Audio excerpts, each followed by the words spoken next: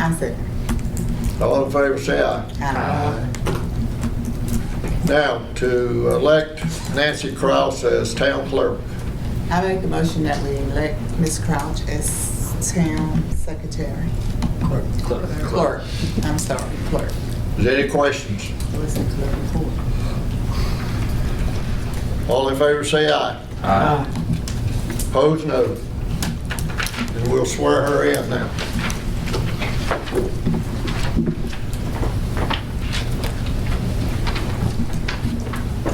Look to the Bible right here.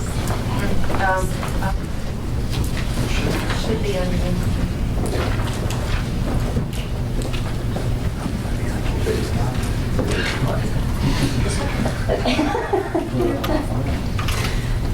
I'm going to read the oath, and then we'll wind up at the end.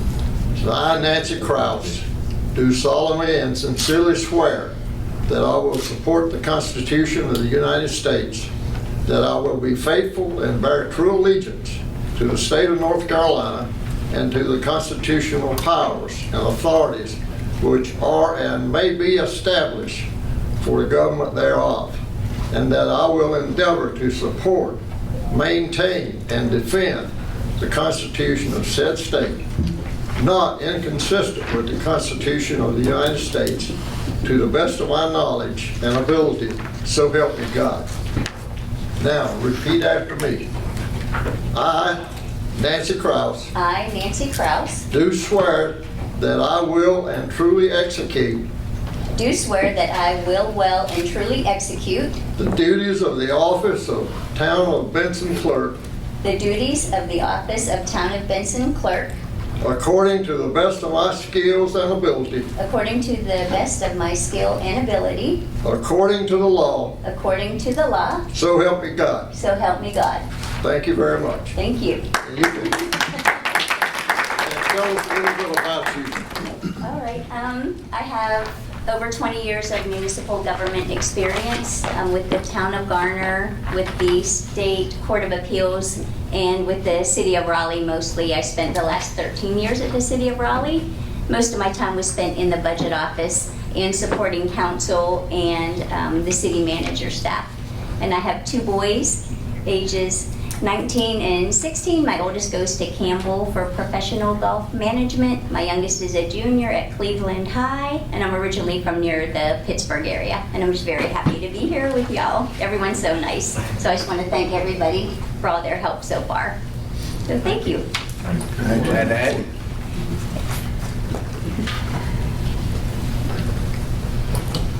Now, the consent agenda.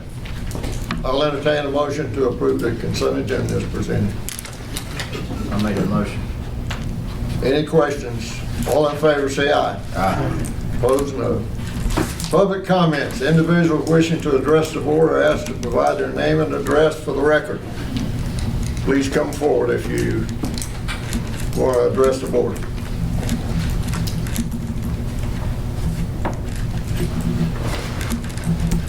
Come forward if you want to address the board. No one coming forward. I'm going to introduce Scott Tart to come and introduce three new employees.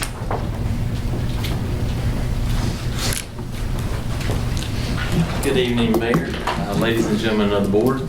It's my pleasure tonight to introduce to you three new employees. Nancy is our new clerk. I think she did a great job of introducing herself, and we do look forward to working with her. We think she's got the qualifications to do what the board and the town needs her to do, and do a good job at doing that. Also, I would like to introduce you to Matthew Carr. Matthew, if you would come up, please. Matthew is our new custodian and facilities management person. Matthew has been with us since May the 16th. He has just recently moved from upstate New York. His background is in landscaping, but I think everybody around town you talk to will agree that he's doing a great job at what he's doing here for the town. He's proven he's got an eye for detail. We saw that from the first interview, and also he is just a pleasure to be around. So it is my honor to introduce Matthew Cart as a new employee to Town of Benson. Anything you want to say, Matthew? Just that I'm glad to be in to work for the town. Everybody is so nice. Glad that I picked Benson to move to. I'm glad you did too. Thank you, Beth. Glad to have you. I'm done. And then the third employee that I want to introduce to you is Juanita McCrae. Miss McCrae is out of town, so she cannot be here tonight, so we'll try to get her in front of you at some later date. But many of you may know Miss McCrae. She's not new to the town of Benson. She was in fact on the fire department as a volunteer for 10 years until the end of 2018. She got off, and then she found her way back onto the fire department as a part-time firefighter last month. So we are very pleased to have her as a part-time firefighter with the Benson Fire Department. And that is all I have. Thank you for your time. Thank you. Thank you. We have a number of department reports. Is there any questions that the board has of any of those?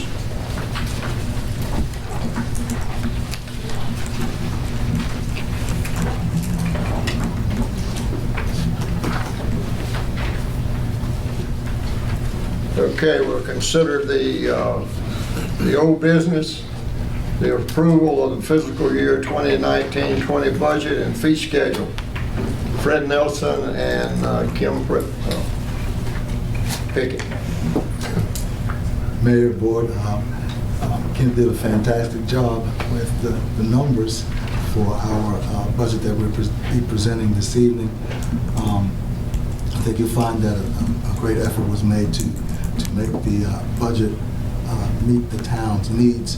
I would ask Kim if she would come and express the details for you, should there be any questions that you'd like to ask.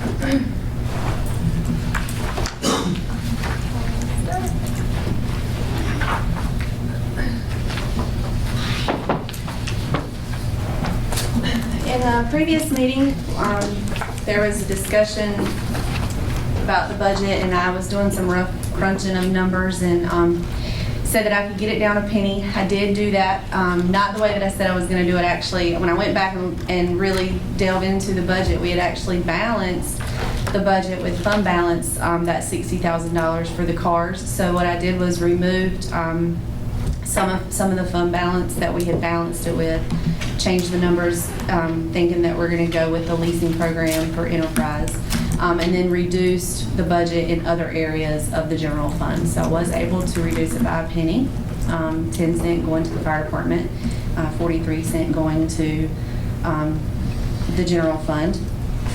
And then, so that brought our budget down to a total of $12,063,258. So you reduced it by 1 penny. Yes, sir. It's really tight. It is really, really tight. That kept the police officers in it, that kept the paving in it. You'll see later on in the meeting that I do have a budget project ordinance for the paving as the budget stands now. But it is quite tight. So. Does anybody have any questions of Kim?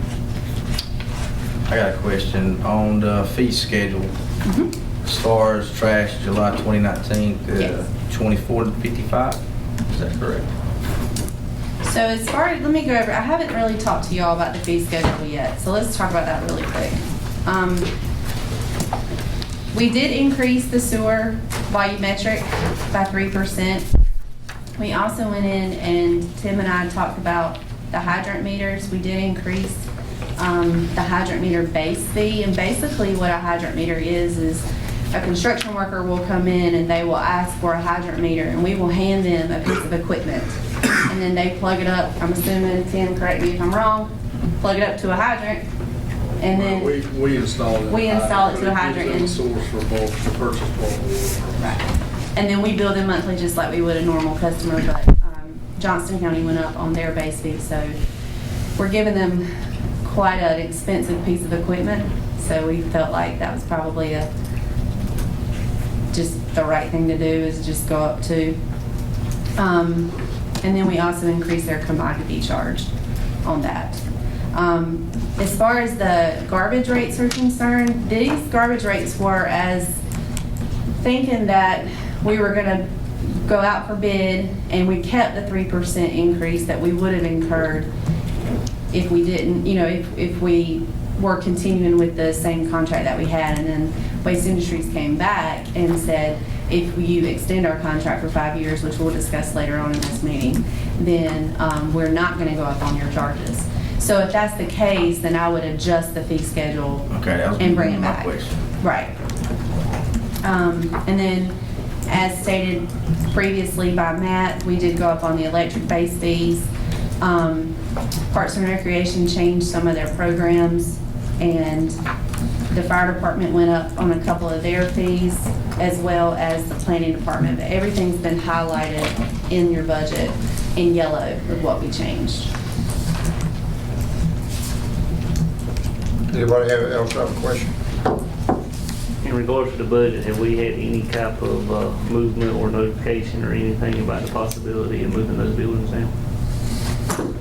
The Lee Street abatement is in your agenda for later in this. Is that what you're talking about? But there's no funding in the current budget for No, that? there's not. No. And we'll talk about that. I mean, when you see how much it's gonna be, I'm gonna kind of let y'all sit and ponder on that a little bit, I think. But it would be either a project ordinance, or we would amend the budget in the year, but it's gonna have to come from fund balance. Any other questions? Thanks, Ken. I'll entertain a motion to the wishes of the board.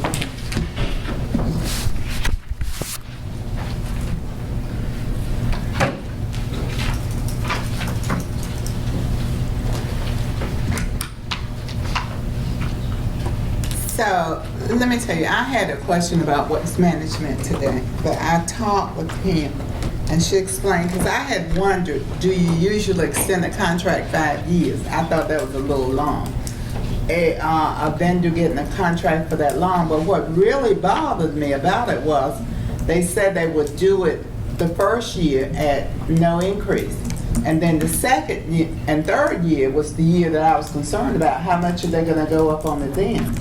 So, but she sort of clarified it for me. So I'm assuming that that is already included in this budget?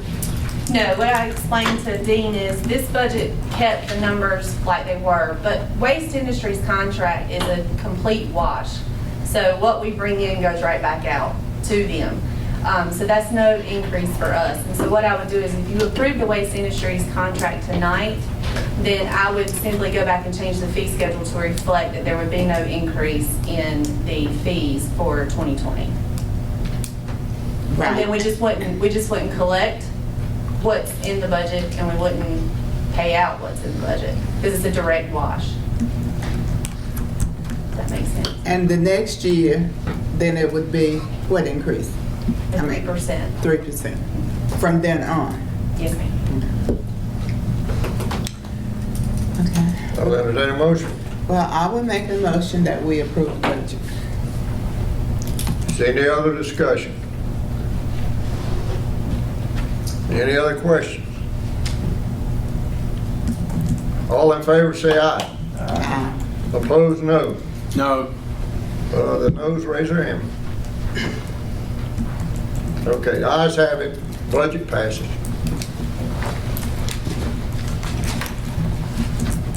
Consider the advisory board appointment. Wait. We've got the enterprise. Oh, I'm sorry.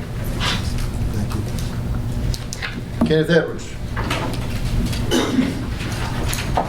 Trying to get ahead. I know last board meeting, you had an opportunity to have a presentation concerning the enterprise contract and what it means, and I guess my role would not have been answering any questions you have looming about it. In the budget that you just approved, the line item for cars is approved as such. That's why that's $35,000 in that budget, so that we can proceed with that contract with the enterprise. I want to report that out to you as you approve that budget. But that being said, if you got any particular questions about it, what this does for us is, obviously there's a gap. Our situation has deteriorated over some time. There've been a couple of occasions that internally, you didn't necessarily have it presented to you, but internally we discussed the possibility of buying cars and kind of mirroring what Enterprise is doing. But Enterprise is offering us the opportunity, And initially, my question is it a one-time opportunity? And I believe that's where we'll wind up with this being a one-time opportunity to backfill and fill this gap that we do have. The reason that I'm suggesting that we pursue it is, number one, I think it's financially responsible to do it this way, to go ahead and put the cars back in place. What question has come to me offline has been, why is that a critical piece of equipment? In today's law enforcement society, and I've said this a few times to individuals, but I say it to you as a group, it's an industry standard. You're not going to hire and retain law enforcement officers and not have take-home cars any more so than you would if you hired them and didn't issue them a handgun. We're in that environment, and it is that critical piece of equipment for officer retention. And that's been a big issue for us. As most of you know, we've had some openings now for a long time. Oddly enough, in the last few months, we've had a significant number, in the last few weeks actually, a significant number of qualified, certified individuals coming forward wanting to come to work with Benson, which I'm very pleased to say we're pursuing, and we'll be bringing you some good information soon. But if you have a specific question about that particular contract or what my opinion of it is, I'll be happy to answer anything that you have. I think the presentation spoke very well for what it did for us. So you feel good with this contract, having it in place? I do. Any other questions of the chief? I'll entertain a motion. Before you entertain that motion, Mr. Mayor, one clarification point. I think I made a comment at the last meeting, pardon me, that we had asked and they had agreed to change the choice of laws, the forum clause in the contract from Missouri, which is what it reads now, which is assuming where Enterprise is headquartered, to North Carolina. They agreed to that. So what I would advise you, if you are inclined to pass this measure, is that you just make a motion to approve the contract with Enterprise subject to that change, because I think the last version that the gentleman from Enterprise has sent over still had that Missouri term on there. I think that's a complete oversight on his part, not just an innocent one. He had agreed that that was fine to change that in North Carolina. We cannot agree to avail ourselves of their laws or courts as a North Carolina municipality. So I would just suggest you should pass the measure if you choose to, subject to the forum clause being North Carolina. And I want to make one thing real clear before you vote. This is a gap filling measure. Next year, we will come back with the intent to purchase cars. Just to be clear, it's not going to sustain us for a long period of time. It's just spreading some money out and getting some equipment in here that we need.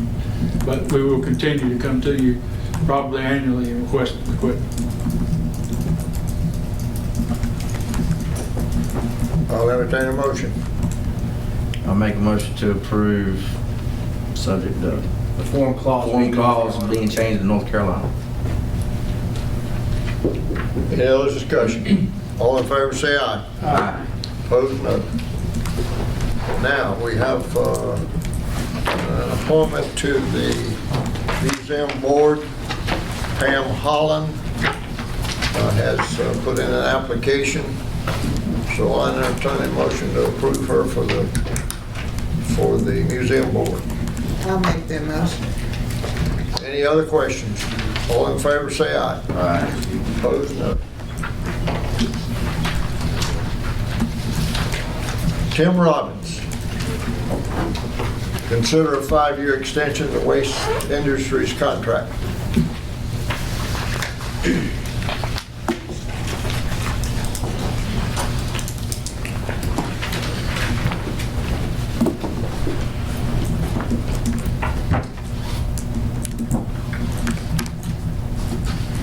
We've already spent a little time on this, and I've got Jeremy Freeman, right? That's correct. Jeremy Freeman with Waste Industries here with us as well. He was willing to come tonight to be able to answer any questions that anybody may have. The contract proposal you should find in your board packet. Again, Kim's gone over it. There's some slight changes in how we would do some of our business, but as a whole, services would remain steady for the same price in this next year. One of the largest changes in it would be going to a every other week yard waste collection. And they would reduce that cost by going to every other week.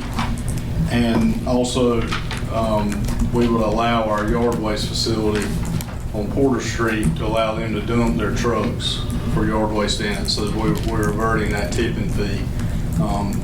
We've also got a clause in here to allow us to suspend that service seasonally if we feel like that's the right thing to do. If it looks like, for example, during leaf season when we're back in leaves, I doubt we're generating a lot of material in the green carts, so that'll give us an opportunity to save a little money in the contract by discontinuing that service and reinstating it as needed. So they're gonna pick up leaves too? No, sir.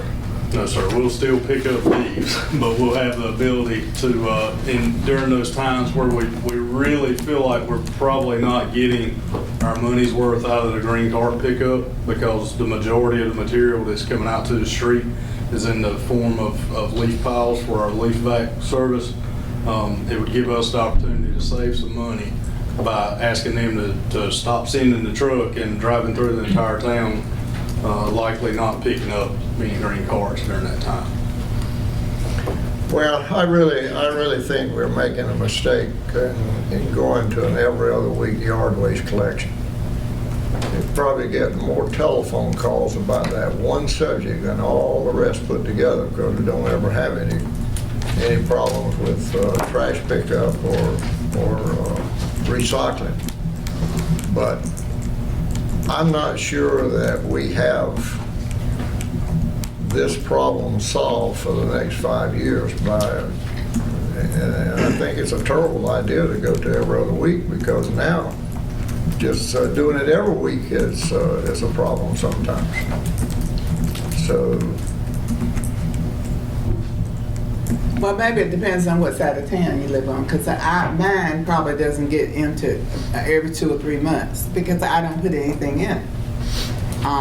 So maybe it depends on where you live, what happens, but I know mine is not utilized that much. well, you usually can tell who's having those services because there'll be 2 cans sitting out on Monday morning. I mean, on Wednesday morning. And when would the effective date for this be? Is that July 1? Yes, but no, their contract runs right now through December 31st. Right, So so it'll be it's January 1.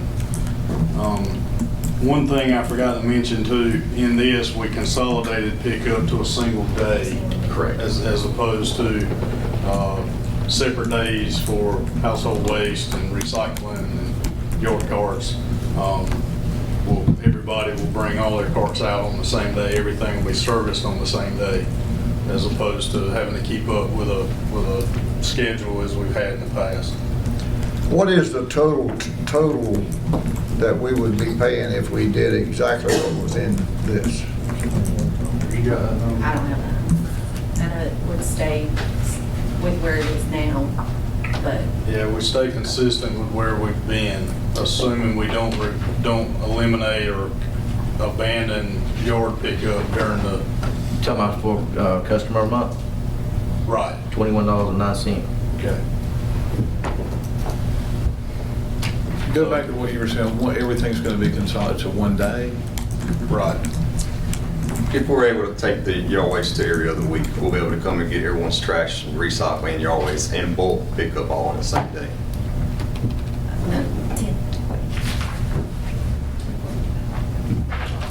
I just don't think we're in a position to make this decision right now. How do you see recycling going? It's difficult right now. The market's very flooded due to China, the green guard that they put up. I know other countries are sending their recyclables back to the country they got it from. Yes, sir.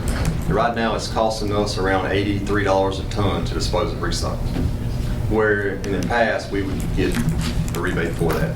Right. And just for correction, Kim's keeping up the dollars and cents back here. $24.55 for waste collection. is what customers pay right now monthly. Right, but if you went with this, it'd be $21.09. $13.77, recycling $3.66, and yard waste $3.66. Yeah, yes. 21 and Correct. Yes. It'll be annualized savings around $40,000 a year if we reduce the yard waste service from once a week to every other week for the town. We did a 5-year extension, can we amend it in a year? So like if recycling got way out of control with, the problems we have with recycling costs right now. When you say amend, as far as Right. maybe, Could we choose not to offer recycling? yes, sir. Okay. Yes, sir. We definitely waste industries work with the town. Okay. What would happen if we opted to go back to every week? How would that work? We would have to go back to the way we currently do it now. We wouldn't be able to get all the services on the same day because we wouldn't have the correct amount of truck time. That's something we can work out. Not put ourselves in a place we can't go back. Oh, we would, waste industries would work with the town if the town decided to go back to the status quo, what you have now. If that was the case, we would go back to the original, excuse me, 670. Yes, sir. Collection. Yes, sir.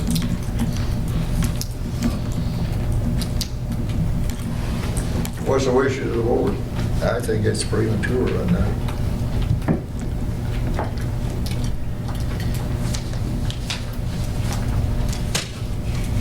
Hello? How you doing? Speak up. Well, in my view, maybe I missed some, but I think we could try it and see if we can always go back. I don't see why we couldn't do it that way and see if it works. Get a bunch of complaints, we can go back. I don't know how much people use it. I don't think I've put out my yard waste can a single time this year. I put it out once since I've been living there in 2011. I don't know how much people use it. I think the bigger question is the savings that we're talking about getting annually, Kim, was that used to balance this budget that we just No, reduced? I did not change anything. You did not change No. anything, okay. So, I mean, that's, Yard waste is one of those things that seem to be polar on two ends of the spectrum, with very little in the middle. It seems to be the people that don't use it at all, and then people that can't get enough service. Well, I know some people have got it because they're forced to have it. They're going to use it, and they're going to make sure they fill it up. I've heard that comment before. So, I can appreciate that. Especially if you have. Maybe I should know this, but if I wanted to, if I was a person using a lot of yard waste, could I just rent another can? Yes. How much is that? It's whatever it costs us to do it, so yard waste is $3.66. $3.66. And there is itemized in the fee schedule like that. So, say that again now. $3.66. An extra can would be $3 more, $3.66 more. For yard waste, yes. Okay, so, we just said we were reducing the rate from $24.55 to $21.09, so $3. You need another can, you can pay the same thing and have another can, right? seems like a plan to me. I got one I'll give you. So you can have You charge me $3.66 it. Now, they can have that outside of all them trash cans, to be honest with you. Is that, what we're saying, is that not true? That if a person says, I need it, they get 2 cans and have it picked up in 2 weeks, instead get the same thing for the same amount of money they're kind of paying now ballpark? I think that's accurate. You add $3.66 to $21.09. yep. And we do have some customers that have an extra recycling can or an extra yard debris can or an extra trash can. And that's why we have it itemized in the fee schedule like we do. They just sign a work order that they agree to the bill will change and we take it to them. On the flip side of that, if you had, people had a can and didn't use it, could they get a can back and say $3.66? Okay. What's the biggest complaints you hear, Tim? In regard to solid waste as a whole, Do what? Not moving back and forth. nothing. Not moving the cans back. Not moving them Yeah, back. because my can, I've Yeah, done that's Matt the biggest one I hear. twice, and I showed him security footage of where I placed it at and where it came back. I literally had to stop in my street and move it out my driveway. And that's not where I placed it. That's my biggest complaint. So, Well, my biggest complaint is really not even with waste management, it's with people not moving them out of the way. Once the trash is emptied, they don't move them. They all in the street and everywhere else, and I really think it should be a law that says they have to move them or be fined. there's a town ordinance, I believe. Well, it's not enforced. No, it ain't enforced. I think if we went to one day service, it would keep the town cleaner. There wouldn't be cans sitting out multiple days a week. People would get that. I mean, it's much more efficient. People don't have to wonder about what day they're on, depending on what time of town they're on. But would you still operate it as east side, west side? Y'all do them on 2 different days? Yes, sir. Wednesday and Thursday. Tim, you feel comfortable with it? What you think I'll be I want to go back to Commissioner Johnson, his question is the greatest complaint. You're asking in general across the board for all waste. I'd say yard waste is probably our greatest challenge. Yard waste is probably the biggest challenge that we run into. And we're going to go into some discussion about that here in a few minutes. I think as a whole, household waste works pretty well, aside from carts being left out. Recycling, I think the people that choose to recycle, that sort of just works as it should. So the biggest complaint you have is not going to be addressed by what we do with this man here? I think he's basically going to streamline the service, but from a yard waste standpoint, the people that choose to use the cart, that utilize their green cart, all that's going to stay the same. But our biggest concern is,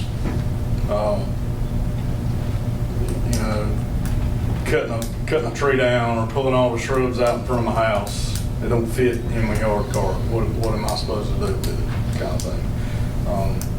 But I think otherwise, the household waste pickup, the household recycling pickup, I think all that goes well. We hear very few complaints. The biggest work we get involved in that is broken carts, lost carts. It's just inherent on pickup day. We're going to get calls about broken cars. Somebody believes somebody else stole their car, that kind of thing. I've had 2 stolen in the past 3 months. I'm off. They throw it in the truck and they don't go get it out of the truck. What part does CLS services, do they not do the pack? What part do they play in the yard waste game at all? The part that they play are 2 pieces. That's bulk yard waste removal, so sticks and limbs, anything within the ordinance, and we're going to talk about that in a few minutes, that doesn't fit in the green cart. And during leaf season, they run the leaf back for us, so they're backing up leaf piles as people are sweeping their yards out to the street. So they're the 2 services that CLS is providing to us in regards to the things that Waste Industries is not going to handle for us in this contract. All right, what do you want to do? I'm gonna make a motion to approve. Any other discussion? All in favor say aye. Aye. Opposed, no. Okay. Ordinance 5123, okay, Tim.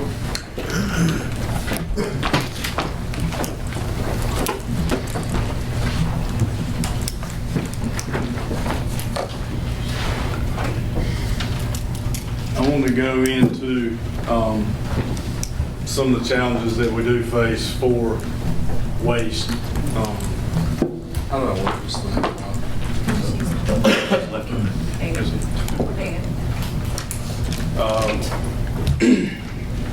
We offer two sweeps a year for bulk waste through Waste Industries. Once in the fall, once in the spring. That allows people to target those 2 weeks that if they've got additional stuff to get rid of, they can get rid of it. Otherwise, we've got an ordinance in place that dictates what is allowable to be placed out in regards to bulk waste, what fits the bill that that the residents can expect as a service from the town to remove. This, from time to time, it can be less of a problem, and then from time to time, it seems to flare up and be a big problem. I think a lot of cases with solid waste, a lot of times it's possibly a renter that has moved out, and they just, for whatever reason, didn't take anything with them, and they just brought everything out to the street, and you find everything from couches to clothes to children's toys. They'll make a giant pile. These kind of things have to be dealt with to keep the town clean. It's beyond what Waste Industries is going to pick up.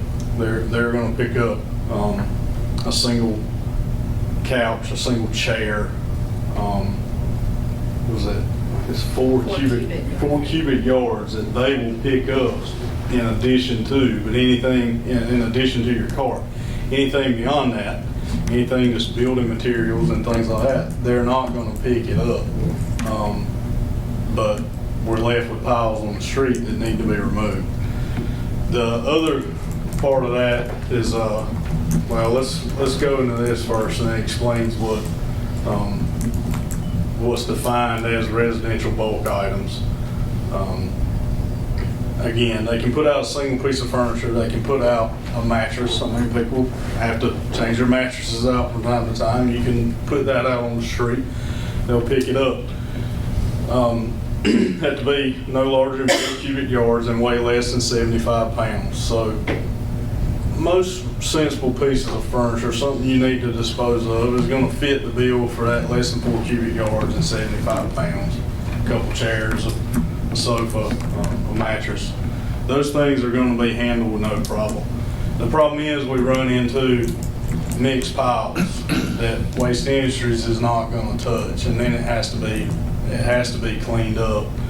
We run into paint cans, chemicals, clothing. Again, when you've got, say, a renter that just left and threw everything out on the street, you'll find bags of clothing, batteries, oil, construction debris. That can oftentimes be a thing that we run across that Waste Industries is not going to pick up, and that's going to be a pile of lumber, trim work, a stack of windows out of a house, doors, that kind of stuff that is just being, I'm assuming in a lot of cases, generated in some work in that home or around that home or cleaning out a shed, and it gets brought out and left at the street. Waste Industries doesn't pick it up. So again, on the doors, siding, windows, bricks, carpet can be a real hassle to deal with. These are some examples of violations. This picture was taken just this week or late last week. So if you look through it, you see a mattress that they would have picked up, but then you see mixed in it at the bottom, you see large pieces of carpet that's been rolled up and removed from a house. You see a window, you see a piece of plywood, I think, in the back, construction debris. At that point, you got a mixed pile. You've got a pile of stuff. Waste Industries is not going to sort through and just grab the mattress because that's what they would have gotten. Now you've just got a big heap of junk that somebody's got to deal with and get it off the street.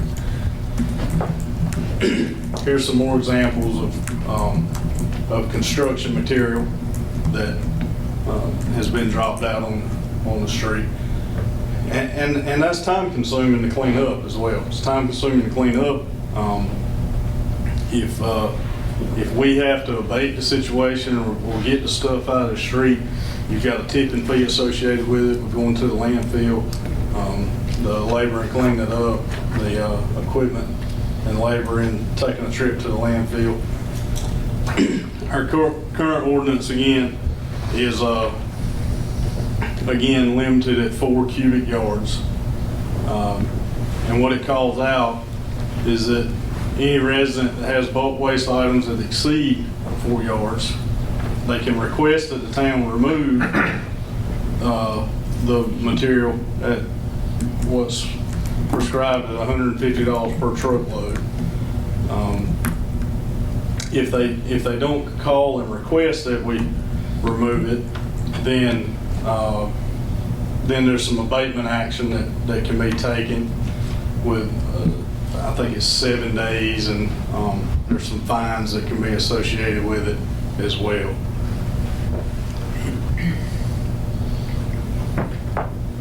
So one of the big questions that I've got is the $150 a load, and it's currently detailed in the ordinance. I'm not sure if we shouldn't have that detailed in a fee schedule so that we have the opportunity to assess that service, that value that we place on it annually, as opposed to it being sort of lost and hidden in the ordinance pages.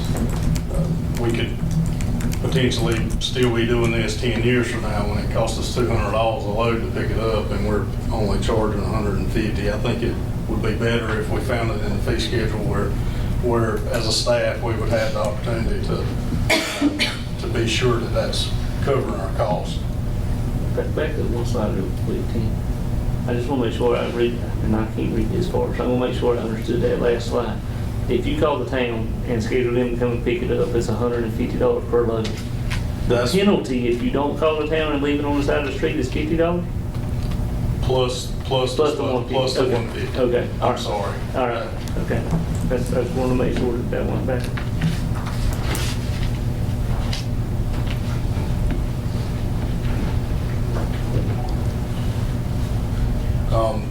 Our goal is to try to streamline the process, reach out to the residences with one phone call. Hopefully, people understand that that maybe what they've done is not acceptable. It's not within the service, the realm of service that we offer, and reach out to them and let them know. And the goal is hopefully they would remedy the situation on their own without us having to take any additional action. And ideally, them remedy it on their own without hiring us to remove it necessarily. You know, it'd be great if people could handle it without having to utilize us to take these things away. But we certainly will if it's needed. And again, my goal is to try to get to a place that we can be very fair and consistent, regardless of what we determine we want to do, how we want to do it. I just want to be able to approach every situation with the same, be fair about it, and approach it the same way every single time so that we're consistent from one resident to the next that has these issues. So Tim, since that's such a problem, how often are you all assigning those fees for the excess waste? I don't know that we've Have been doing it? That it's been being done. I don't know how often we've had a situation that you would actually reach the penalty situation for somebody. I know in the past we've made phone calls, and to be honest with you, at the staff level, this has kind of been the hot potato. This department did it a while, this department did it a while, this department took it on for a little bit. And I think that's where we've probably ran into some consistency issues with just sort of who's going to make these phone calls, who's going to be that contact person to the public. Because if you do it today and then you're doing it tomorrow and then you're doing it the next day, you're probably going to explain it to the customer differently. So the goal here is to one, say, is this ordinance exactly the way we want to handle it? And then if it is, we're going to process this all entirely out of the Public Works Department. The utility billing department's handled some portion of it for a while. Public Works has always handled the legwork in the field. The goal is to try to get it streamlined and under one roof. And we would make the phone calls, we would put door hangers out, we'd do all the things we could possibly do to reach out to the customer, try to be fair and consistent about it, and then ultimately, if we're the ones that have to provide cleanup, then we can certainly schedule it better because we know what we're dealing with. What if, I'm going to ask the historians, because I've not lived in town forever, I'm going to ask y'all, But I've heard in the past that when you went to town hall and you paid your taxes, in the past, they had a dump, and that you went, you got a license plate or a sticker, and that if you're a citizen now, and town, like, I've still got a dump sticker to the county that I buy every year so I can haul stuff off. What are the citizens' options in the town if they want to get rid of that themselves? Do they have to go to Smithfield to the landfill? Is that their only option, or do we have another option where we could maybe provide a dumpster for them to take it and get rid of it themselves?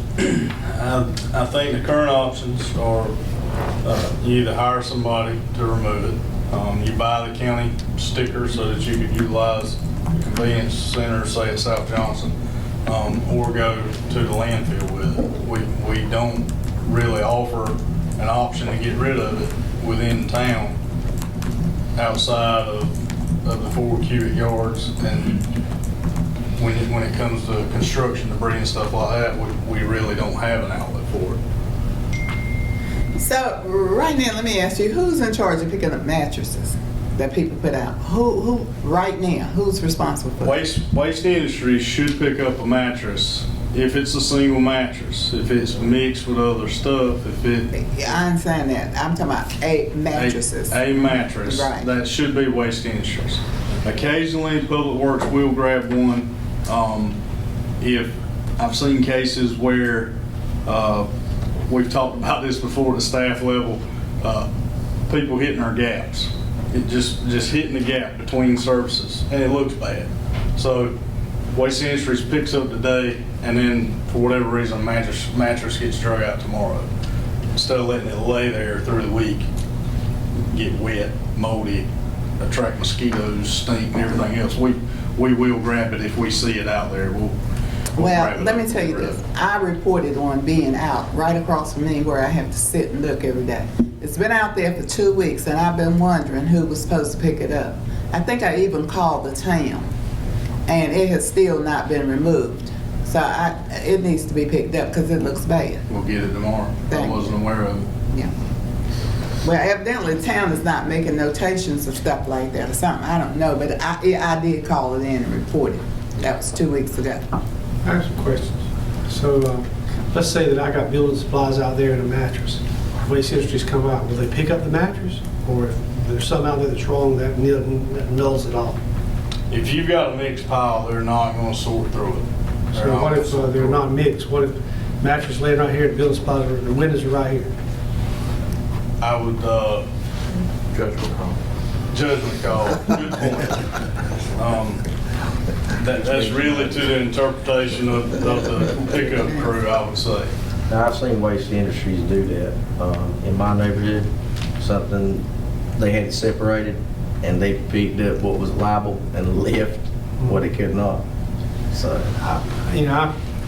On this issue, I believe that a person should pay for the cost that it takes to do for something they've got that's their responsibility, especially anybody who's doing building spots. But, and in my shade tree lawyer, I know that ignorance is not an excuse for the law, but at the same time, I assume we're doing this anyway. We're not just saying, ding, you didn't call us, $50 more.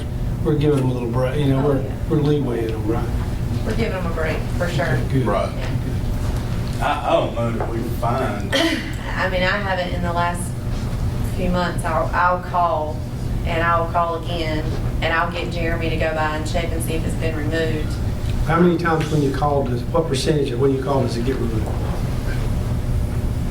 I couldn't give you a good Is it number. a high because I haven't percentage or a been- low percentage or 50-50? Yeah, this, as Tim likes to call it, the hot potato was given to me just a few months ago. So I can't really give you a number because I'll make the call and then Danielle will ping me and let me know if it's been picked up or not. So,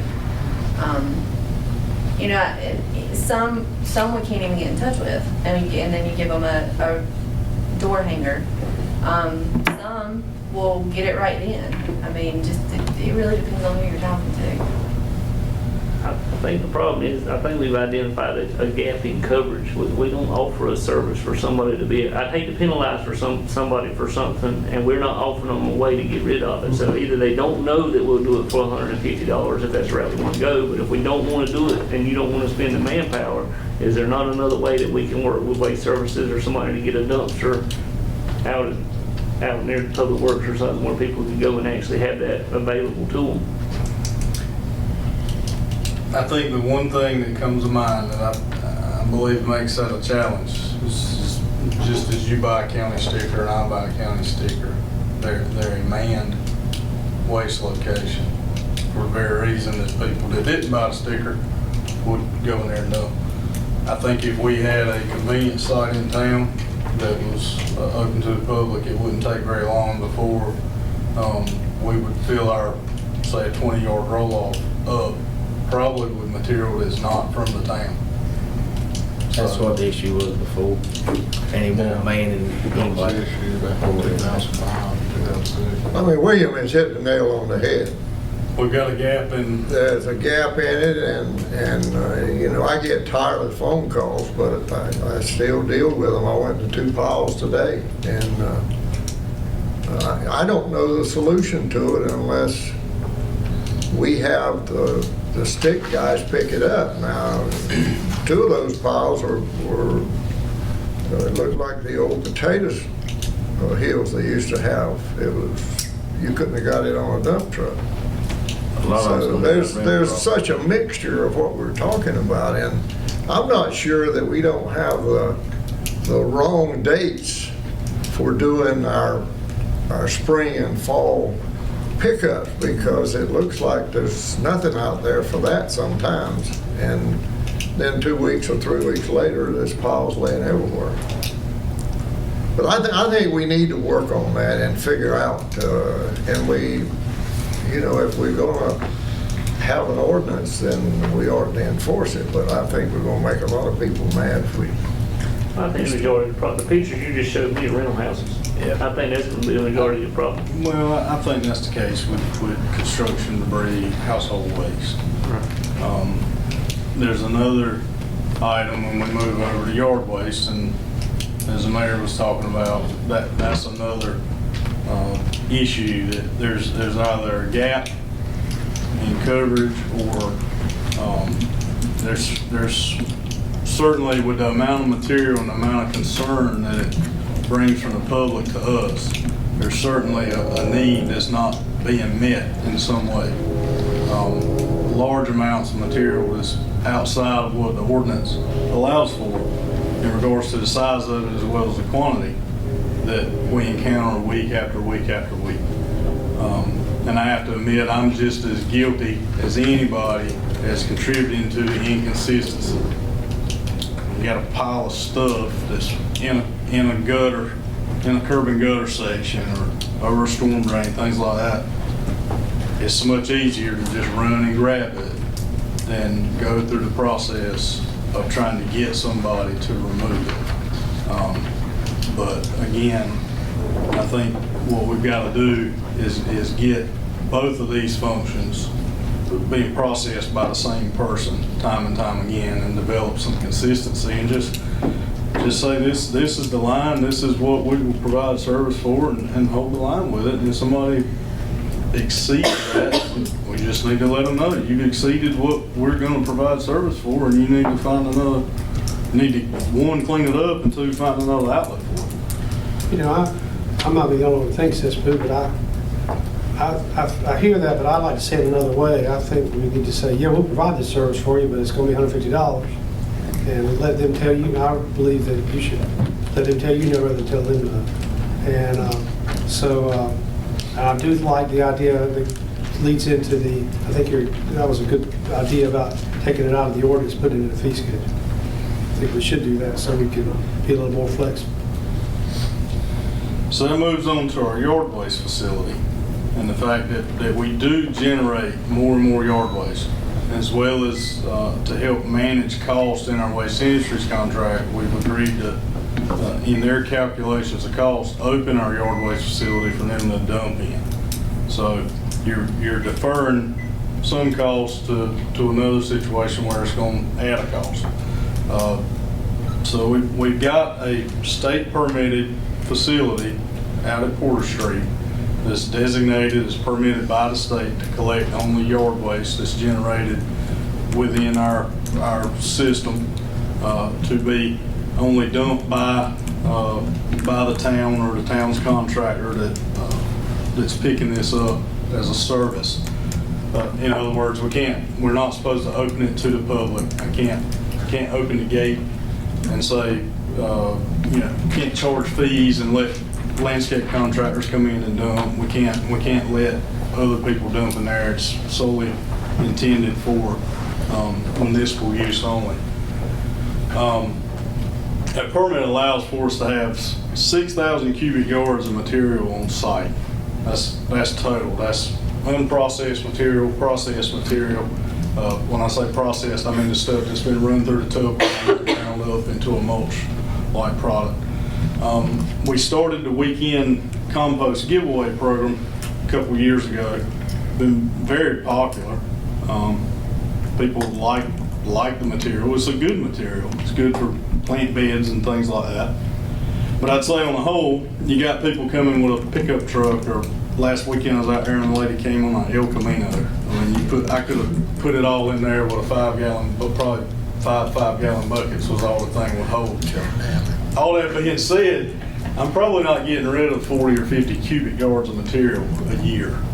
Out of the whole process of a guy sitting out there every other Saturday all summer, I'm probably getting rid of 50 yards of material, which is 3 dump truck loads. We've currently got about 20 to 25,000 cubic yards of material on that site. And mind you, our permit allows for 6,000. So I attribute a lot of it to the massive amount of yard waste that we do generate in this town. I think the major root of the problem is 2 major hurricanes in the past 3 years. A lot of that material being taken in there and processed. And we've just simply not been able to get rid of it as quick as we're producing. I think if the state came tomorrow, they'd probably be very lenient in regards to our exceedance of the permit, because it's very obvious that we're processing. It's not like they would come in there and see 20,000 cubic yards of just unattended brush piled up. I think the recognition that we're processing the material and working to get it out of there, we've got procedures in place to get it out of there. I don't think they would hit us with the big stick, but they would certainly tell us you've got to get back closer to your permit limit. Well, don't other, I mean, it would seem to me that other municipalities have a similar, issue. Have you talked to some of the others as to what's available out there, how good of big bulk parks are they? A lot of the municipalities do a little more than we do in regards to getting rid of it. They offer delivery. City of Raleigh, you can leave Benson and go to the City of Raleigh and get a load of it for free. We've only kept this program isolated to Benson citizens. So I think there's some opportunities that other towns are doing that we could consider doing that would help get rid of some material. But I think we've got such a surplus of it that we're going to have to do something creative, find somebody that could utilize the material, a large quantity of material. Would McGill or somebody be interested in any of that for their composting services? They very well could. And I'm going to reach out to some people here in the near future. I want to talk to some nurseries that could possibly use it. Some mulch yards. I have to be careful to say that darker stuff on the right is compost. It looks like compost. It is compost in all intents and purposes, but it has not been through the rolling and the heat process to be defined as commercially as compost. So it's not compost, but that being said, somebody that's in the compost business has got a really good start to making some first-class compost if we could find an outlet for it, somebody that could use it. If we opened it up to the county, you think they'd come like they do for sandbags? New Grove would. That's a good point. Yeah, New Grove. Realistically. So again, we've got to come up with some kind of mechanism to get rid of some larger quantities of this material. I don't know if expanding the compost giveaway to include us providing delivery, maybe that every other Saturday through the summer, that instead of setting a backhoe out there and waiting for people to show up, maybe we take orders through the week and we take a small dump truck load of it as opposed to a scoop of it in the bed of a pickup.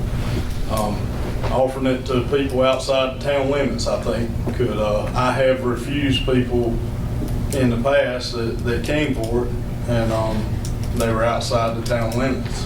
They had a need for some, but because they weren't within the town, and that was the policy that was set forth, that we were only to distribute to residents of the town, then I turned down some small outlets for people that felt like they could use it.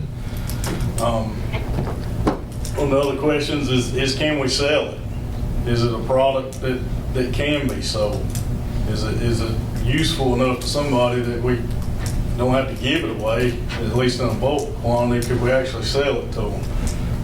Would a public-private partnership in some form work out to take this material and take it that last mile to turn it into a good product that maybe we sell through partnership with somebody else? There's a lot of things that are possibilities, quite possibly, but we don't know.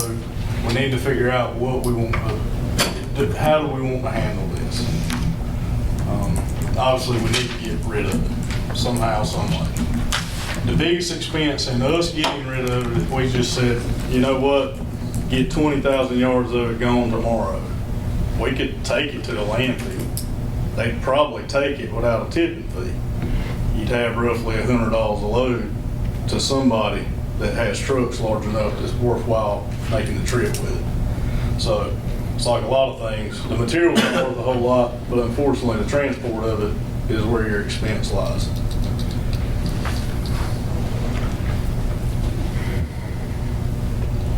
So again, I'm not asking for any action.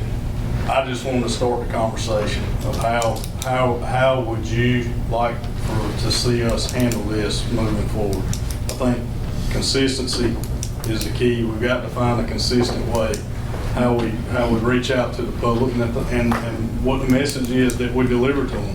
Yes, we'll clean that up, or no, I'm sorry, that's not a service we provide. As long as we're consistent from one resident to the next, one phone call to the next, I think we're in good shape. I just want to be sure that we're approaching this in a way that you guys feel like is the right thing for us to do.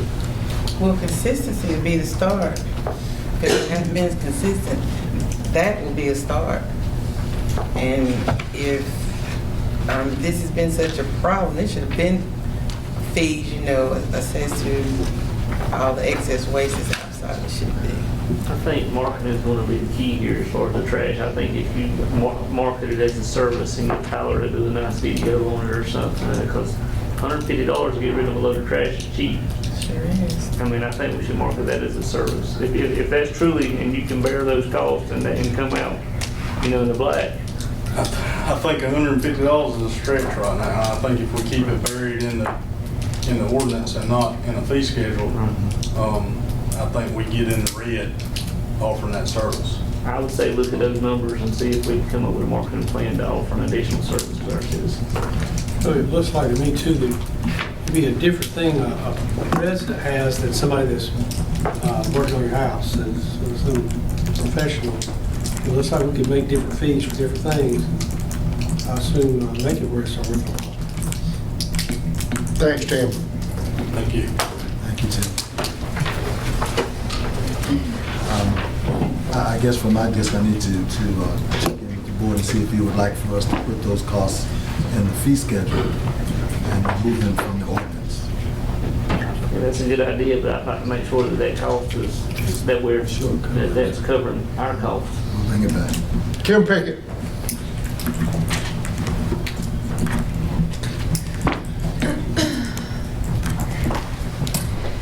With Matt's departure, that leaves an open seat on the NAKIMPA commission board. So originally Matt was the one who would go to all the NAKIMPA meetings. They're about every other month on a Wednesday, and I was the secondary. So I would like to bring forth that we need to figure out our next move. I talked with Mr. Nelson, and I was already pretty much going to all the NAKIMPA meetings for the last maybe 6 months. I'd be happy to step in and take Matt's spot as that position, and then I suggested that maybe Glenn be my backup. If I couldn't attend the meetings in Wilson, then he could go, and since he is the electric superintendent, that's his department, and he could be my backup in case I couldn't be there. You've already been appointed, haven't you? I would, but I would have to retake the oath again. If I'm going to be the primary contact, then I would have to do the oath again, and then Glenn would have to do the oath. And we've never had, I was looking, it's asking for a first and second alternate. I don't know that we've ever had a second alternate. It's always just been Matt and Braston, and then it was Matt and myself. So I would say just leave it at myself and Glenn. But if the board thinks that we need another alternate after Glenn, then I'm open to suggestions. So in the past, it's been what? In the past, it was Matt, and then it was Braston when he was the assistant manager. And then when Braston left, I stepped in as the secondary. Matt was also on the board, so I would usually go to the Nakempa meetings, and then he would go on Fridays to the board meetings, so. I entertain a motion for I'll make a Glenn motion that Cole. we approve it as presented. All in favor, say aye. Aye. Opposed, no. Thank you. Tim Robbins. Napa Stormwater Project.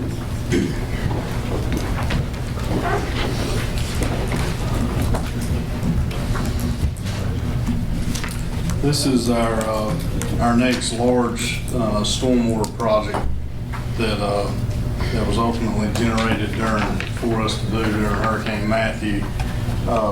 We call it the Napa Stormwater Project because that location was a Napa store when Hurricane Matthew passed. But it's the store at the corner of Martin Street and 301, currently occupied by Blackman and all those. We went through design, went through the bid process. We received 3 complete bid packets, and the lowest responsible bid was Ralph Hodge Construction.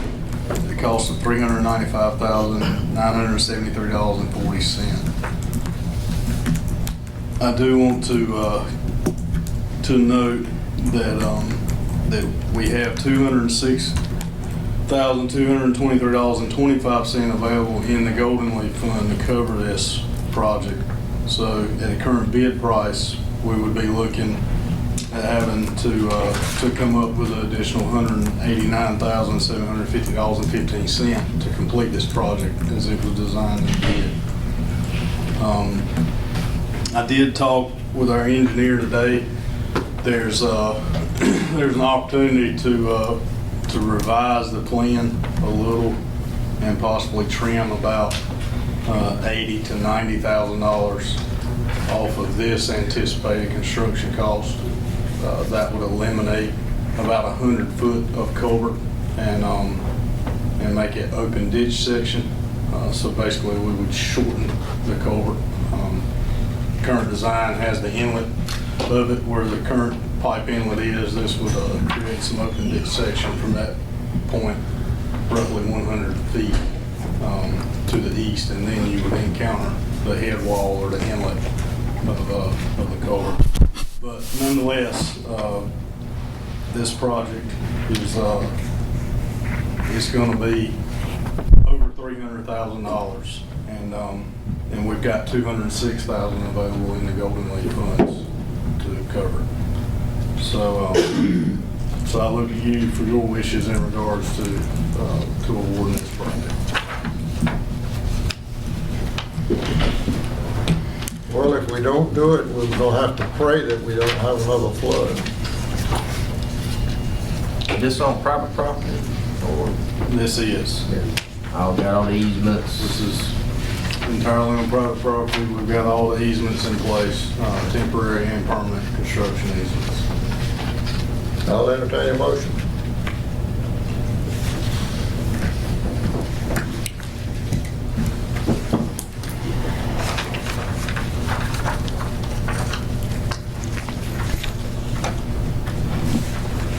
I do have one question. Is it a possibility that some additional money will become available from another source other than the Golden Leaf?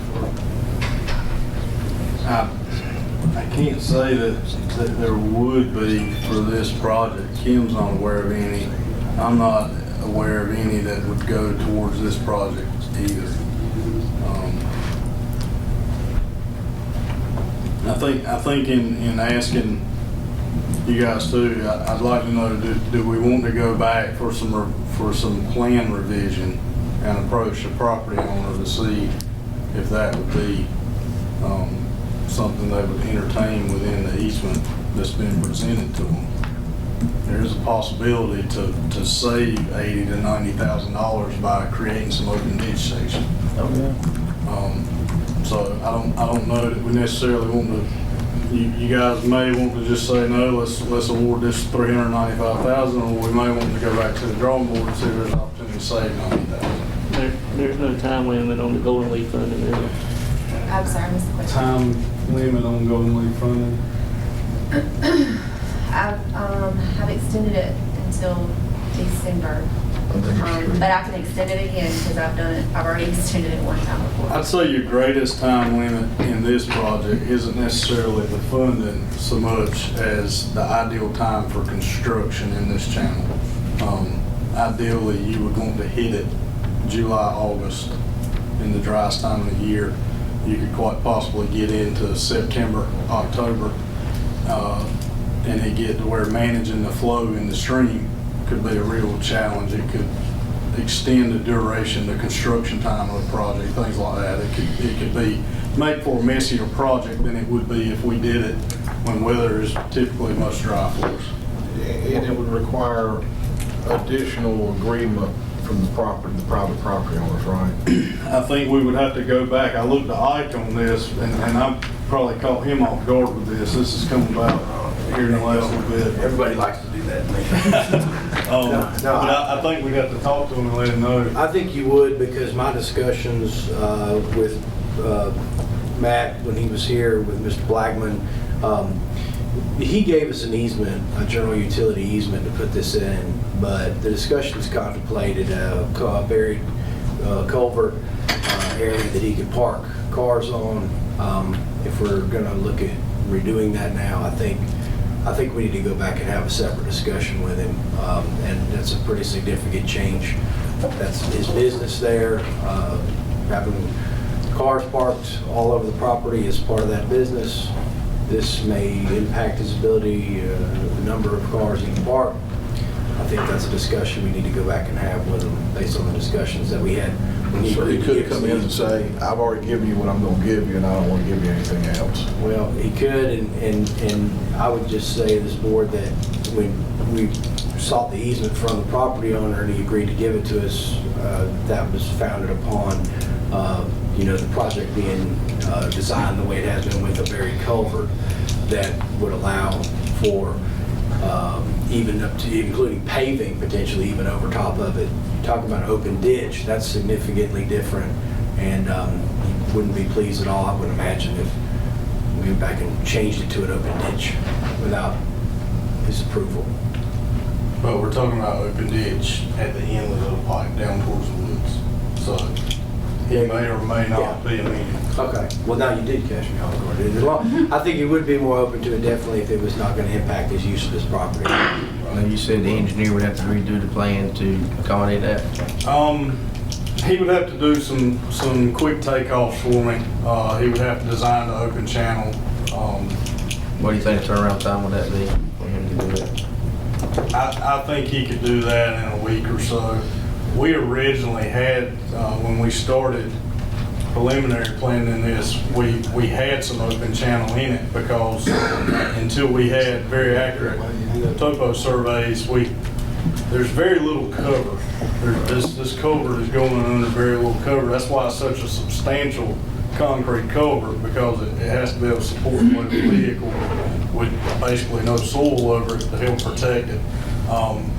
Based off just general topos, when the engineer and I started looking at it, there was a good possibility that the first 70 to 100 foot of it was actually going to be daylighted. It would actually be standing up out of the ground.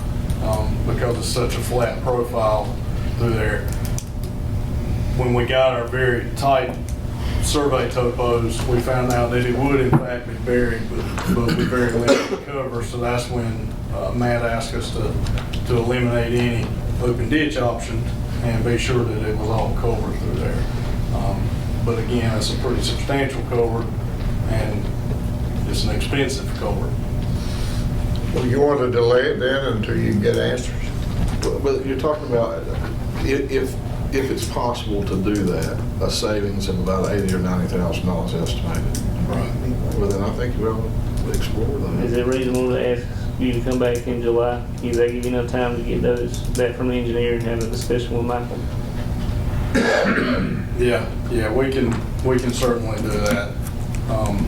Because I think we can let the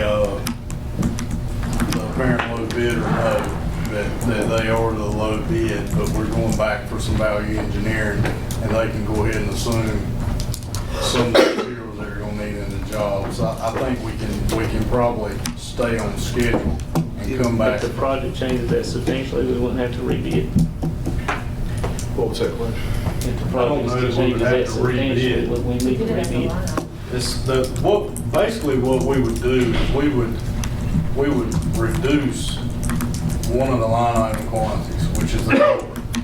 So what is 290 something feet, I believe, of box culvert? We would just tell a contractor we're going to reduce that quantity. He bid it by a line item quantity.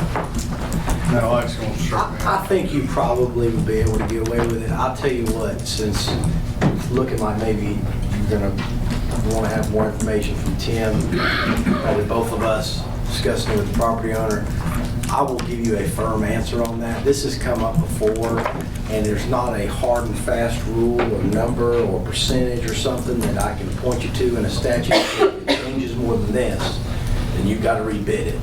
If you substantially change the scope of the project, then to be on the safe side, it would be better to rebid.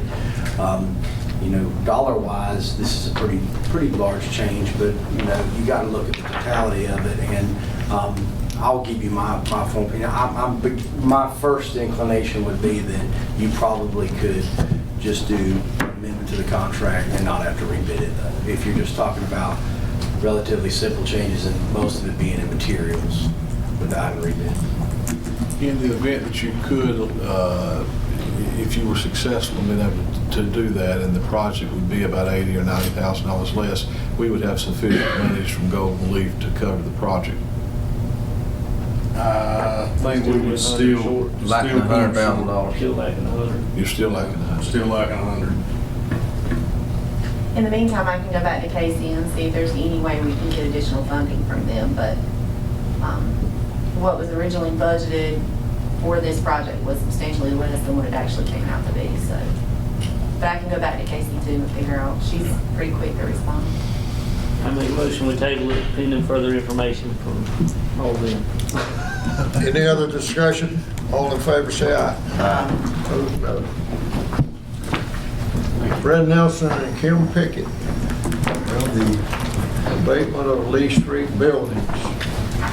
East Coast Environmental did a asbestos survey for us back in October of 2017 for the former elementary / middle school complex over there.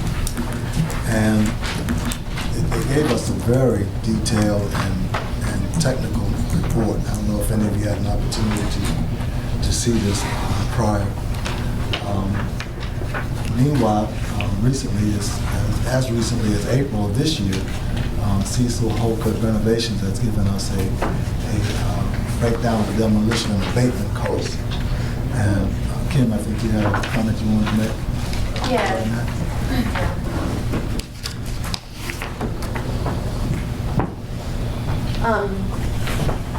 After the meeting that we had the retreat that we had in February, and we all talked about this abatement, I got Aaron to pull this survey. Braston actually got this survey done when he was here.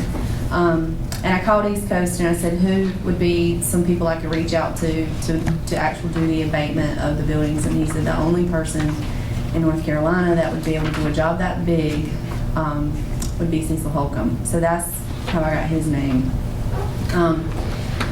At the time, we had talked about us tearing the buildings down and getting rid of the debris itself, but we needed somebody to abate it. Cecil did say that it would be cheaper for us if we let him abate it and tear it down and get rid of the debris, because he would essentially have to touch it twice. He'd have to take it down and then he'd have to move it over, and then so he did tack on, if you see in the quote, $24,000 if we actually do the demo ourselves. But the total cost for him to abate and demo is $229,250. And he's gonna leave the brick, block, sidewalk, everything there, correct? That's what it is. Says to demo buildings and sidewalks and leave brick, block, concrete material on site. Yes. Where do you see that? Above 193.7. Oh, yes. So then would we be required to get rid of the brick and all that good stuff? JEG, I think it's the one that does the grinding of the bricks. Will he charge us anything to come in and grind them? I've not had any discussions with him. Matt had those discussions, so we can reach back out and see. Okay. But I did want you guys to ponder. I mean, I'm not looking for any action. I keep getting the question, what is the report? And so I wanted to make sure that y'all had the report and you have the quote, and you can see what we're working with. I am open to calling anybody. I don't know, I'll be the first to tell you, I don't know anything about abatement. I did show it to Tim and say, is this a fair and reasonable price? And he felt like it probably was. But this is my first go at any of this. So I'm open to any suggestions or help or anything.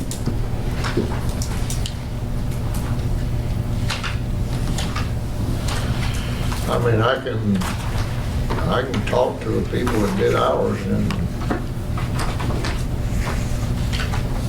see. But I tell you what, Matt had figured this price is based on the guy that does the grinding, bringing his machine to Lee Street and grind the material on site. And if you don't have a tremendous amount of water with that machine, you'll have, this town will look like the coal mines did in Pennsylvania. And then you got to sell the material then once you grind it. And I don't know, I think we ought to take another look at this, and you're still talking about $400,000 when you get everything set up. If you went and bought that material, it's very expensive, but you got to find somebody to sell it to. And we've talked with USDA, we talked FEMA several times. I believe Matt reached out to the folks from Golden Leaf. Nobody will help us get rid of these buildings. It's an environmental hazard for sure. Everybody agrees with us, but I've yet to find anybody that says, yeah, we'll help you do it. I just know I'd like to see this done before we open the doors of that new ballpark. This is a huge liability, and we can't keep people from breaking in there now. I don't even want to thank the children out there around these buildings. Kids are telling me they've got a tunnel out there somewhere. I think if we could find the money this year, I'd love to see us get them on the ground. We know what to do with it after we get them on the ground. People can't break into a pilot. We also have the gym that's going to be being finished up soon. There'll be a lot of traffic and stuff going on over there in terms of people in the area. We're not going to tackle this as soon as we can to have that renovation going on and this at the same time. You know, they're tearing the old Irwin High School down. Tracy went over there and had that final walkthrough, if you ever went through that. And the Harnett County public school system is tearing it down. They're going to build a new school on top of it. But it might be worth making an inquiry there as to who they're using because it may be something that if they're in close proximity, it'd be something that they would be willing to bid on, and we'll look at it, and give us a bid on it. I'm just throwing that out as food for thought. What school was that? It's the old Irwin High School. It's an elementary school now, but they're tearing it. That Harney County Public School is tearing it down, and they're going to build another school or another facility on that site. So they're going to have to demolish everything, and they've gone. I can't tell you who the company is, but we may need to call and inquire and find out who they're using. Okay, I can do that. I'd like you to reach out to Mr. Wilson too, or Godwin, James Godwin. I always heard that called JEG. JEG. My understanding was that there was no cost to us for them doing it, that if we got it on the ground, they would come and grind it for free just because they would want to sell it in the private market. $15 a ton, I believe. I think that's right. I didn't think that he had any cost after we got it on the ground. He tore down middle school.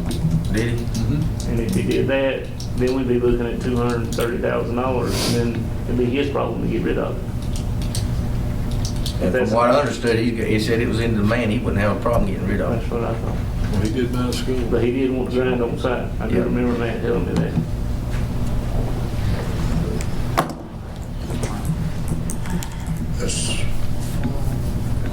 Are you looking for some answer? Or? No, I'm just next on the Tell agenda, us so I'm about staying. it.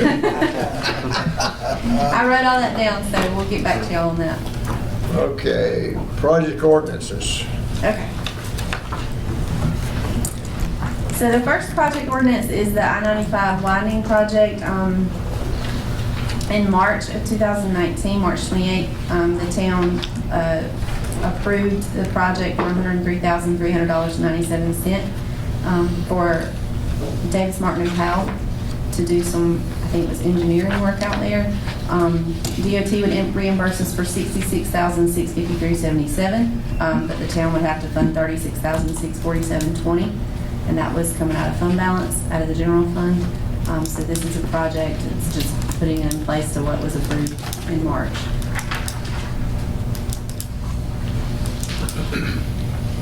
Tim, what is this?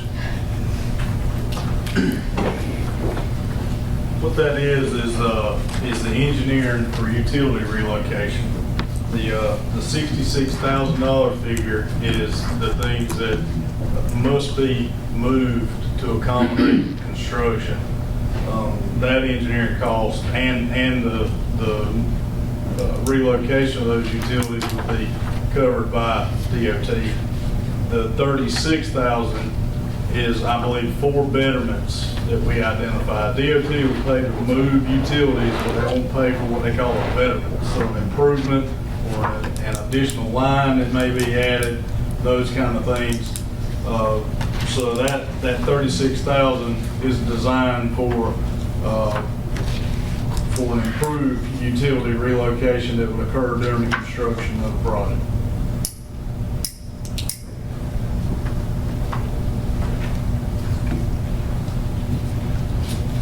Keep in mind, that's engineering. Construction would cost beyond that. That's just for the engineering of the betterments. I don't have it available with me, but I know we presented it a few meetings back. That would be one of the best examples. The first one that comes to mind is where the Market Street flyover bridge is proposed, the Market Street Extension Bridge. We would extend our 16-inch line across I-95 to service that side of I-95. So this is engineering for those types of things to be done during construction, during the I-95 widening construction. The thought process is us doing these type of betterments during construction, during utility relocations is always going to be inherently cheaper than they would be if you were trying to, say, extend the water line across I-95 after construction was completed.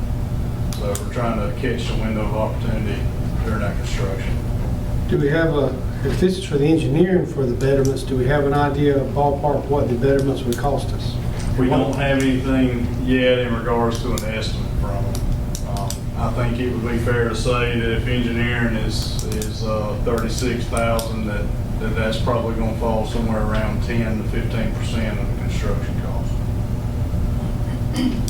The betterments would probably be in the range of $300,000 to $400,000. So we would be able to define what we're making better before we decide to spend the money on it, right? Say that again, I'm sorry.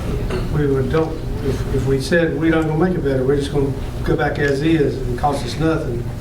I'm not saying we want to do it, but we need to know what we're buying. You know, what, if we're getting a betterment that's gonna pay us $1,000 over a year, we don't want to spend $400,000 on getting something that's gonna bring in 1,000. Right. So we'll have a way to gauge that, right? Well, we would, as we move forward, we could certainly have construction estimates put together by the engineering firm. I guess maybe I'm just asking, let me ask it another way. Who's deciding what the betterments are?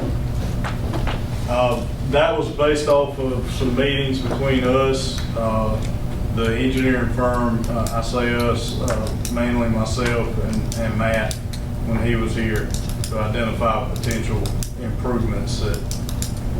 So can we get it broken down? Improvement X and about what it's going to cost, and improvement Y about what it's going to cost, improvement Z, at least know what the improvements are. Yes, we can do that.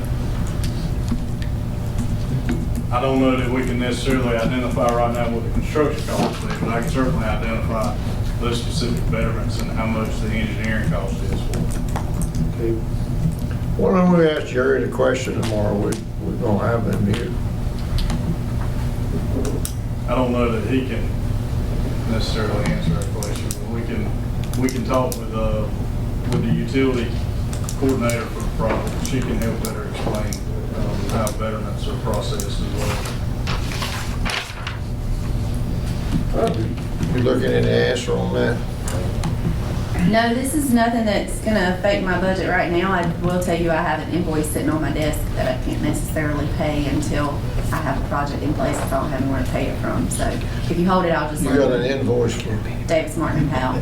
From DOT? From Davis, Martin and Powell. For this engineering, that's the amount of the invoice. No, it's like $4,000. We brought this to the For work they've board. already started, yeah. We brought this to the board a few months ago. I remember Matt talking about putting water underneath, getting it across 95, getting it to those certified sites that we're working on over there. I remember that conversation a few months ago. Yeah, their contract was approved March 28th. I pulled the minutes before I did the budget ordinance. I guess the only question here is, what are the four things? I remember the water line, but that's the only one I remember. There's gonna be a water line, what is it, Chickpea and Brockton? Is it Brockton?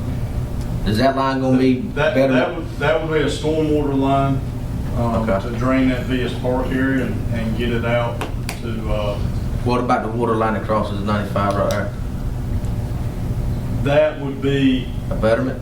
that would not be a betterment. That line will be replaced by DOT at no cost because that's an asbestos cement line. So anytime they're doing a project of this scope, DOT covers the cost of replacing any AC lines under their infrastructure. But there would be a storm line. One of the betterments is a storm line out to out into Brockland Street area, out to I-95 to try to help better drain that VS Park Fire Department area. It tends to flood pretty often. The water line extension on Market Street extension, adding an additional outfall pipe out to the wastewater plant. Currently, we've got our arrangement is twin pipes, twin 15-inch pipes approaching a single 24-inch pipe under I-95, and then it opens back up to twin 15-inch pipes. And what we would do is install an additional sewer pipe under I-95 to reduce any potential restriction, and it's always best to have, in that case where that's a limiting factor on being able to move sanitary out to the plant, we would have two pipes in place to that point. I believe there's one more, but I can't remember what it was in the contract now. I'd have to go back and look at our notes. Are you looking for the board to approve this tonight? No.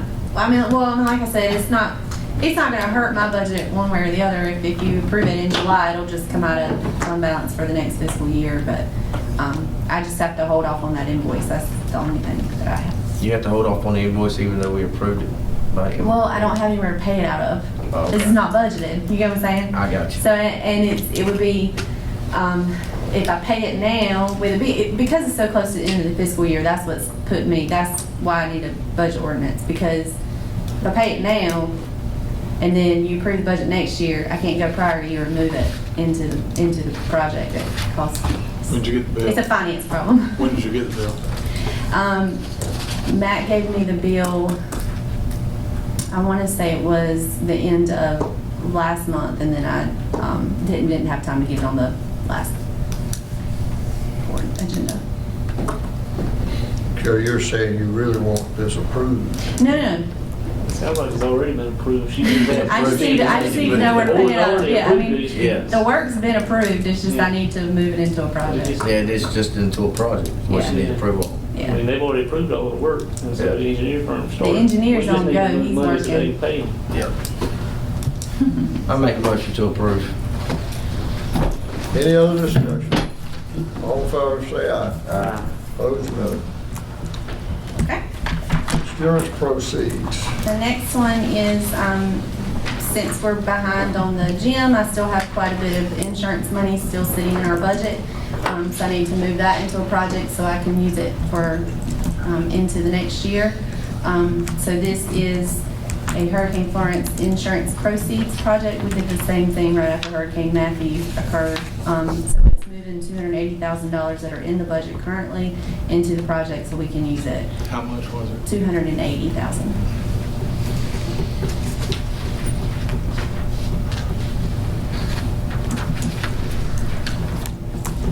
I entertain a motion. Make a motion.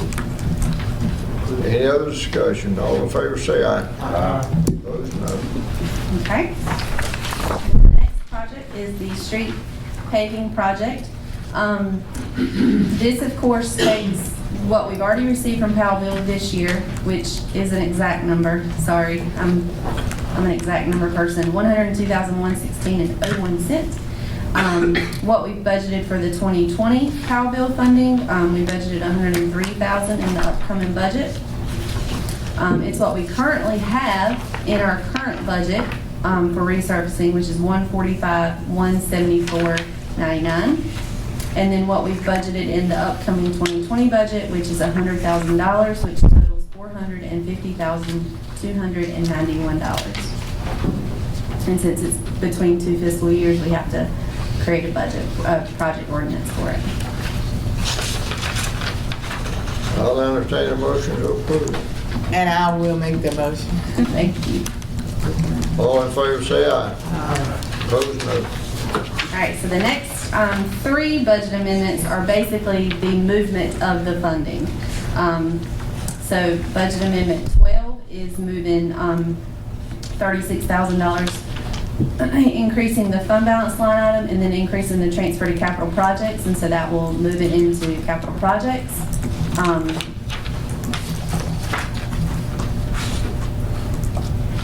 Budget amendment number 13 is decreasing the expense line item and increasing the transfer to capital project to move that into the capital project for the hurricane proceeds.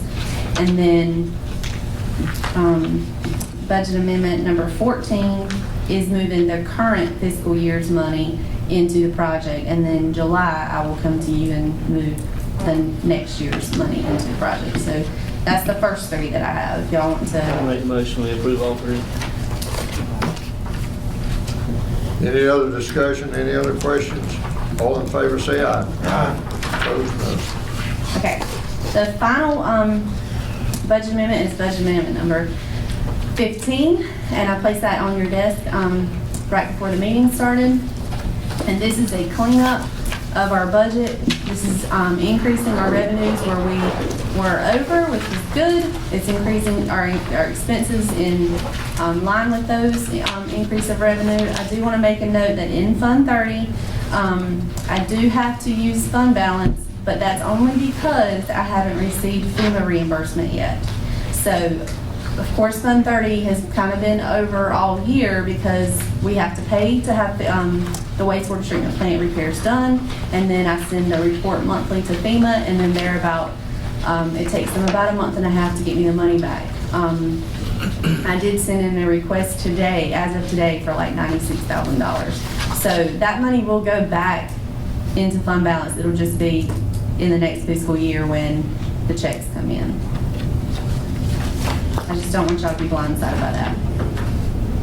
So we need to approve 15. Entertain a motion. I make a motion that we approve it. Any other discussion? All in favor, say aye. Opposed, none. Okay, Fred Nelson. We have from the North Carolina Department of Public Safety a request to approve their use of a Viper system going up at our water tower for the exorbitant fee of $1 for 10-year lease. This is our highway patrol communications. And Viper, by the way, I was interested in learning what that meant. That's voice interoperability plan for emergency responders. And so that's what that is. Can't get them up to $2. Yeah. Is it gonna be on the water tower or the wastewater treatment? Wastewater, I'm sorry. Thank you.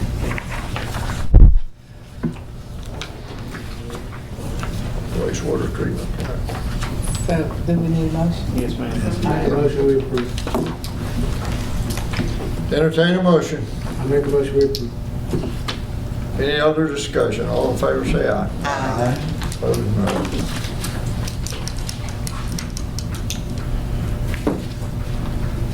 Reimbursement of Commissioner of Neighbors, Fred Nelson. Well, we have received from Commissioner Nelson, Commissioner Neighbors. I'm so used to saying I'm Commissioner Nelson.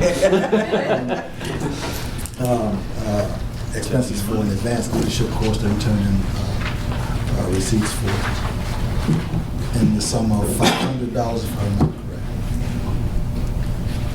correctly. And the board's requesting to approve that. 500.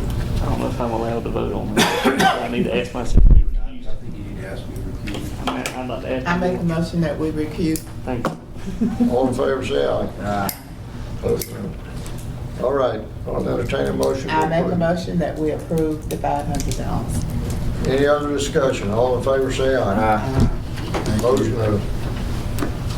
Town manager's report. So we have these town-related events that you see listed in your agenda. We're in the swing with the library summer reading program. I spoke with Derek earlier. It's going swimmingly well, from what we can tell.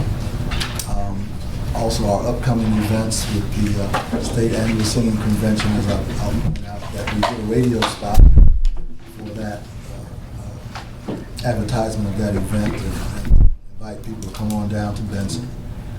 Of course, our non-emergency town facilities will be closed on Independence Day, that being Thursday, July 4th.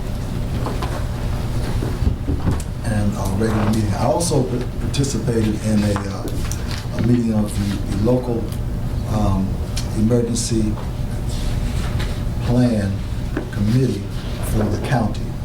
And very interesting in terms of what the emergency services are doing to make sure that they kind of practice for the large events that might occur, whether it be disasters that are natural or otherwise.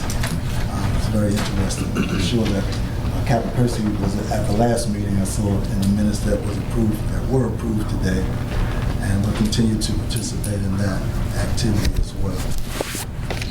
Of course, we have the chamber-sponsored events coming up as well. Anybody have a question of the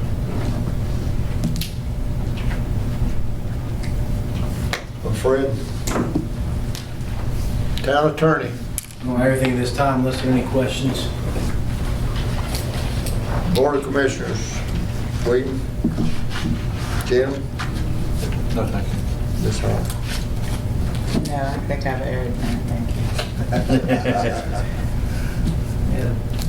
I'm good.